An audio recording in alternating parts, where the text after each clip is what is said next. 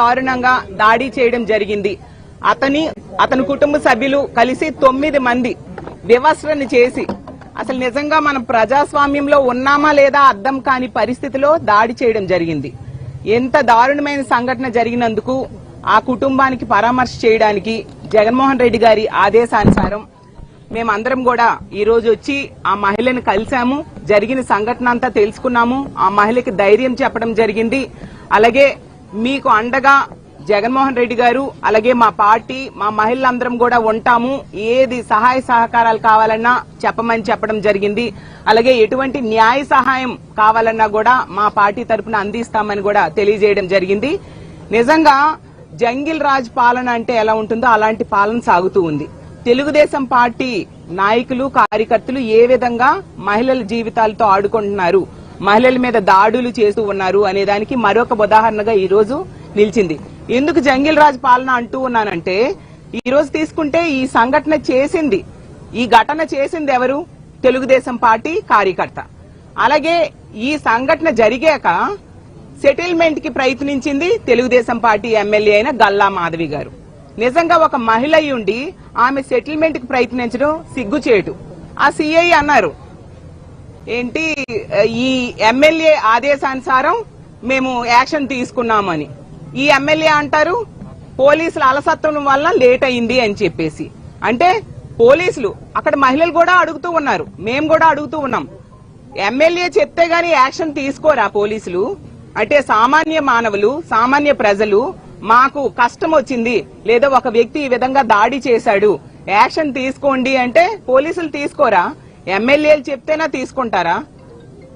10,000 లంచం ఇవ్వలేదని చెప్పి ఆ బోరు వేసుకోవడానికి 10,000 లంచం ఇవ్వలేదని చెప్పి అంత దారుణంగా వివస్రణ చేసి దాడి చేశారు. ఎంత ఘోరం అంటే ఆమె భయంతో మూత్రం పోసుకుంటూ ఉన్నా కూడా వీళ్ళు దాడి చేశారంటే ఇంత నీచానికి దిగజారా? అంటే ఈ ఆంధ్రప్రదేశ్ రాష్ట్రంలో ఈ కూటమి పాలనలో మహిళల భద్రత ఎంతగా దిగజారిందో ఇదొక పెద్ద ఉదాహరణ. ఆ ఎమ్మెల్యే గారు నిజంగా ఒక మహిళ ఉండి మనం తీసుకుంటే 15వ తేదీ సంఘటన జరిగింది. 16వ తేదీ ఉదయమే ఈ బాధితులు ఎమ్మెల్యే దగ్గరికి వెళ్లి కంప్లైంట్ ఇవ్వడం జరిగింది.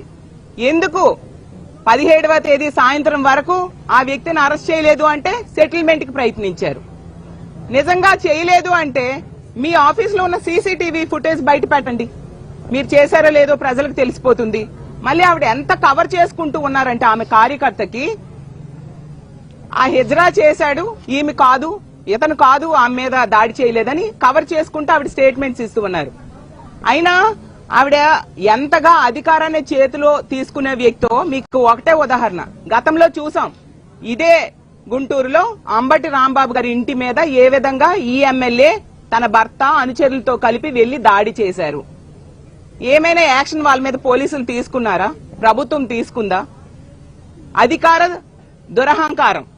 ఈ విధంగా ఆ రోజు అంత పెద్ద సంఘటన జరిగినా ఎటువంటి యాక్షన్ ప్రభుత్వం తీసుకోలేదు.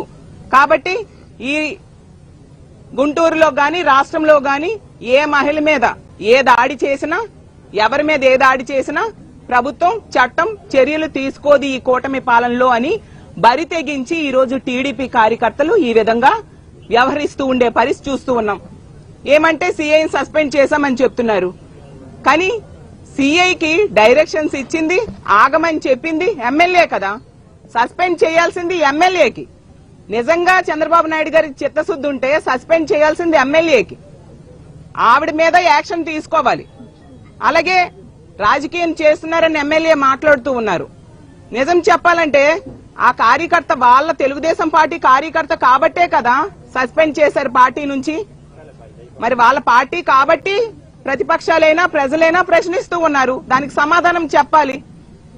అలాగే చంద్రబాబు నాయుడు గారు ఒక వీధిలో లైట్ వెలకపోయినా నాకు తెలిసిపోతుంది, నేనంత గ్రేటు అని చెప్తూ ఉంటారు కదా. మరి అదే వీధి లైట్ కింద ఒక మహిళని వివస్రణ చేస్తే 3 రోజుల వరకు మీరు ఎందుకు చర్యలు తీసుకోలేదు?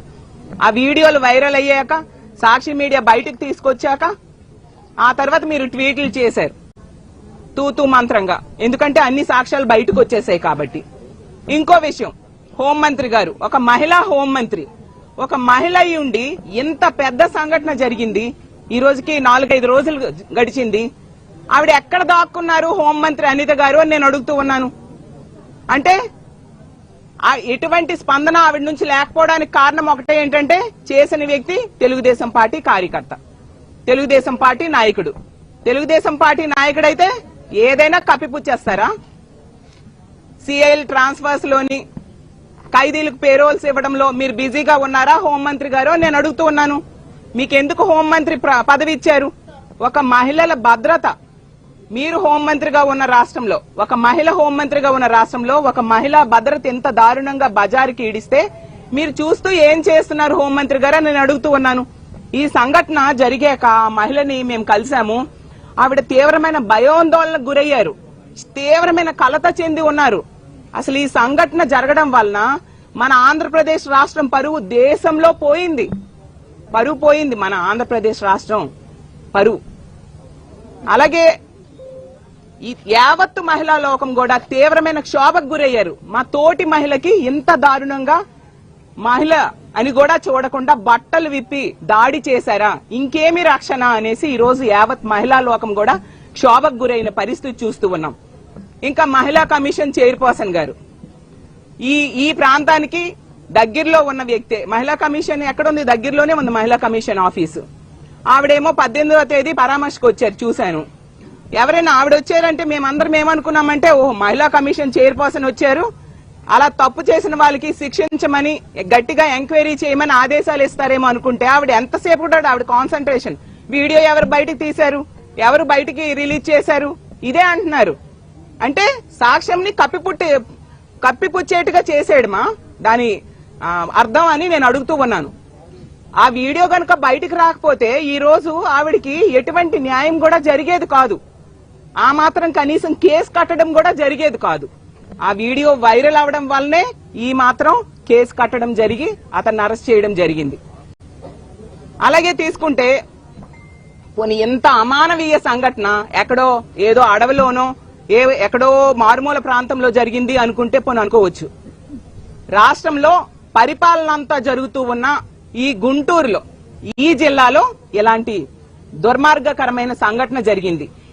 ఇదే జిల్లాలో ముఖ్యమంత్రిగా చంద్రబాబు నాయుడు గారు ఉంటున్నారు, డిప్యూటీ సీఎం అయిన పవన్ కళ్యాణ్ గారు నివసిస్తూ ఉన్నారు, అలాగే లోకేష్ గారు నివసిస్తూ ఉన్నారు, హోంమంత్రి గారు నివసిస్తూ ఉన్నారు, మహిళా కమిషన్ ఆఫీసులు ఉన్నాయి, అలాగే డీజీపీ ఆఫీస్ ఉంది. అయినా ఈ తెలుగుదేశం పార్టీ కార్యకర్తలకి ఎటువంటి భయం కూడా లేని పరిస్థితి మనం చూస్తూ ఉన్నాం. మహిళా కమిషన్ చైర్పర్సన్ కు ఒకటే నేను అడుగుతున్నాను, మీరు సొద్దపోస మాటలు మాట్లాడడం ఆపేసి అసలు మీ తెలుగుదేశం పార్టీ కార్యకర్తలు చేస్తున్న దుర్మార్గాల్ని ఖండించండి, వాళ్ళకి తీవ్రమైన పనిష్మెంట్ వేసేట్టుగా మీరు చేయాల్సిందిగా కోరుతున్నాను. మీకు ఇంకో విషయం కూడా అడుగుతున్నాను, మొన్ననే మా మహిళలందరూ కలిసి మీకేమో రిప్రజెంటేషన్ ఇవ్వడం జరిగింది. చాలా మంది మీ తెలుగుదేశం పార్టీకి సంబంధించిన నాయకుల వల్ల చాలా మంది మహిళలు బాధించబడ్డారు, ఆ నాయకుల మీద చర్యలు తీసుకోండి, సుమోటోగా కేసులు పెట్టండి అని చెప్పి. ఫర్ ఎగ్జాంపుల్ ఇదే గుంటూరుకి చెందిన నజీర్ అనే ఎమ్మెల్యే వాళ్ళ ఒక మహిళ బాధించబడింది అనేసి ఆ రోజు కంప్లైంట్ లో రాయడం జరిగింది. అలాగే ఆదిమూలం అనే ఎమ్మెల్యే వల్ల ఒక మహిళ లైంగిక వేధింపులు గురయ్యారని కూడా చెప్పడం జరిగింది. అలాగే అరవ శ్రీధర్ అనే వ్యక్తి వల్ల ఒక మహిళ బాధించబడింది, వేధింపులు గురైంది అని కూడా చెప్పడం జరిగింది. అలాగే బిఆర్ నాయుడు అనే టీటీడీ చైర్మన్ వల్ల కూడా ఒక మహిళ వేధింపులకు గురైంది అనేసి చెప్పడం జరిగింది. ఇలా ఎన్నో సంఘటనలు మీకు రాసి పెట్టి కంప్లైంట్ ఇచ్చాం. దాని మీద మీరు ఏం యాక్షన్ తీసుకున్నారు? దాని మీద మీకు ఎటువంటి చలనం లేదు, ఎటువంటి యాక్షన్ లేదు. అవన్నీ పక్కన పెడితే మొన్న కావలిలో, నెల్లూరు జిల్లా కావలిలో చూస్తాం, మా నాయకులు పూజితమ్మ లాంటి వాళ్ళందరూ వెళ్లి ఆ కుటుంబానికి పరామర్శ చేయడం జరిగింది. ఒక మహిళని వివస్త్రం చేశారు, అక్కడ వీడియోలు దొరకలేదు కదా, ఎటువంటి చర్యలు లేవు, ఎటువంటి యాక్షన్ లేదు తప్పు చేసిన వాళ్ళ మీద. అలాగే నిన్న విన్నాం, కడప జిల్లాలో ఎమ్మెల్యే మాధవిరెడ్డి గారి అనుచరులు ఒక మహిళను ఒక స్థల వివాదంలో కోట్లాటలో మహిళను జాకెట్ చింపేశారు. మరి ఏం యాక్షన్ తీసుకున్నారు? ఇప్పటికి ఇంచుమించు 48 అవర్స్ కావస్తూ ఉంది కదా. ఈ మహిళా కమిషన్ చైర్పర్సన్ గాని, పోలీసులు గాని, సీఎం గాని, హోంమంత్రి గాని ఏం యాక్షన్ తీసుకున్నారు? మీకు ఇదేనా మహిళల భద్రత మీద ఉన్న చిత్తశుద్ధి అని నేను అడుగుతూ ఉన్నాను. ఇంత దారుణంగా మహిళల భద్రత గాలి కుదిలేస్తారా? మీరు ఇంత నిర్లక్ష్యంగా వ్యవహరించడం వలన ఎంతసేపు కూడా రెడ్ బుక్ రాజ్యాంగం అమలు మీద దృష్టి పెట్టడం వలన ఈ రోజు మహిళల భద్రత ఇలా గాలిలో దీపంలా అయిపోయిన పరిస్థితి. మరి మహిళలకి ఇలా రక్షణ లేని పరిస్థితి అయితే ఎలా బ్రతుకుతారు ఈ ఆంధ్రప్రదేశ్ రాష్ట్రంలో కూటమి పాలనలో అని నేను అడుగుతూ ఉన్నాను. ఈ రోజు ఈ కృష్ణబాబు కాలనీలో జరిగిన సంఘటన నిజంగా యావత్ ప్రభుత్వమే సిగ్గుపడాలి. ఖచ్చితంగా ఇలాంటి సంఘటన జరిగినందుకు ఒక మహిళా హోంమంత్రి అయ్యి ఈ రోజు కూడా స్పందించకుండా దాక్కున్నందుకు హోంమంత్రి అనిత గారు రాజీనామా చేయాల్సిందిగా మేము డిమాండ్ చేస్తూ ఉన్నాము. ఇంత దారుణమైన సంఘటన జరిగింది, ఎటువంటి చర్యలు తీసుకోకుండా 3 రోజులు లేట్ చేసినందుకు చంద్రబాబు నాయుడు గారు క్షమాపణ చెప్పాల్సిందిగా మేము డిమాండ్ చేస్తూ ఉన్నాము. ఈ మహిళకి గాని మహిళ కుటుంబానికి గాని పూర్తిగా మా పార్టీ అండగా ఉంటుంది. ఈ రోజు కూడా ఆ రోజు దాడి జరిగినప్పుడు ఆమె నగలు, చైను, చెవుల్లోవి అన్ని లాగేసుకున్నారంట. వాళ్ళు ఇవ్వలేదంట ఆ మల్లెలమూర్తి అనే వ్యక్తి. అంటే మరి సీఎం ఏం చేస్తున్నారు, హోంమంత్రి ఏం చేస్తున్నారు? మరి 18వ తేదీ మహిళా కమిషన్ చైర్పర్సన్ వచ్చింది, మరి కనీసం ఆ నగలు కూడా ఇప్పించలేకపోయారా?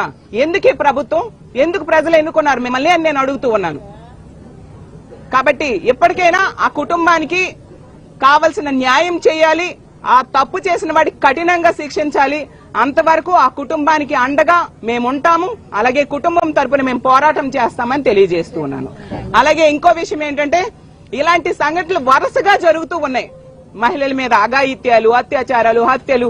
ఈ రోజు తీసుకుంటే రోజుకి 4 మహిళల మీద హత్య గాని అత్యాచారం గాని జరుగుతుంది. 70 మంది మహిళల మీద అఘాయిత్యాలు, దాడులు జరుగుతూ ఉన్నాయి. అలాగే వరుసగా 3 సంఘటనలు మనం కొద్ది రోజుల్లోనే వింటూ ఉన్నాం. ఇప్పుడు ఈ కృష్ణబాబు కాలనీలో సంఘటన అవ్వచ్చు, నిన్న కడప జిల్లాలో జరిగిన సంఘటన అవ్వచ్చు, అంతకు ముందు కావలిలో జరిగిన సంఘటన అవ్వచ్చు. ఇలా ఇన్ని సంఘటనలు జరుగుతూ ఉన్నా చంద్రబాబు నాయుడు గారి సొంత నియోజకవర్గంలోనే మనం ఆ రోజు చూసాం, మహిళని చెట్టు కట్టి దాడి చేయడం జరిగింది. ఇన్ని సంఘటనలు జరుగుతున్న ప్రభుత్వంలో ఎటువంటి చలనం లేదు. మహిళల రక్షణ గాలికి వదిలేశారు. కాబట్టి రేపు మా వైఎస్ఆర్ కాంగ్రెస్ పార్టీ తరపున మహిళా విభాగం అంతా కూడా ఎవరి జిల్లాల్లో వాళ్ళు అంబేద్కర్ విగ్రహం దగ్గర శాంతియుత నిరసన తెలియజేసి అంబేద్కర్ గారికి వినతి పత్రం ఇవ్వడం జరుగుతుంది. ఇలాంటి ప్రభుత్వానికి బుద్ధి వచ్చేట్టుగా చెయ్యు అంబేద్కర్ గారు, మీరు రచించిన అంబేద్కర్ రాజ్యాంగం అమలయ్యేట్టుగా చేయండి. వీళ్ళు ఎంతసేపు కూడా పోలీసుల్ని రెడ్ బుక్ రాజ్యాంగం అమలుకి, ఆ ప్రతిపక్ష పార్టీ నాయకుల మీద అక్రమ కేసులు పెట్టడానికి ఉపయోగిస్తూ ఉన్నారు. మహిళల రక్షణ గాలికి వదిలేశారు. ఆ విషయం అంబేద్కర్ గారికి చెప్పడానికి, వినతి పత్రం ఇవ్వడానికి రేపు ఆ కార్యక్రమం మా వైఎస్ఆర్ కాంగ్రెస్ పార్టీ తరఫున ఏర్పాటు చేస్తూ ఉన్నాము.